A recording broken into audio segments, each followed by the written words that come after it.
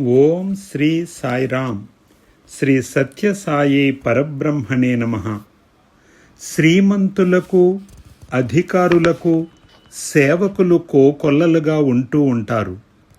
దీనులకు, దిక్కులేని వారికి, కష్టాలలో పరితపించే వారికి సహాయము చేసేవారు కానరారు. కనుక అలాంటి ప్రజల దగ్గరకు మీరు వెళ్ళి మీరే బంధువులుగాను, మీరే మిత్రులుగాను, మీరే ఆప్తులుగాను ఉండండి. ఆకలితో అల్లాడేటువంటి వారికి ఆధ్యాత్మికాన్ని వాడి చెవిలో పోసినా లాభం లేదు.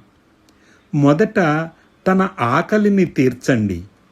అన్నస్వరూపుడైన పరమాత్ముని అతనికి అందించండి. వస్త్రస్వరూపమైన పరమాత్ముని వారికి అందించండి. బాధలతో ఉన్నవారికి శాంతి అనే పరమాత్మను అందించండి. అనారోగ్యముతో పరితపించే వారికి ఔషధము అనే పరమాత్మను అందించండి.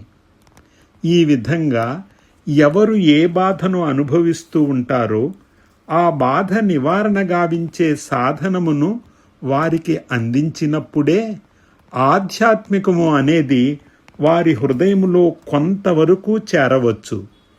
దానికి భిన్నంగా ప్రవర్తించినట్లయితే ఆధ్యాత్మికమునకు బదులుగా నాస్తికత్వము బయలుదేరుతుంది.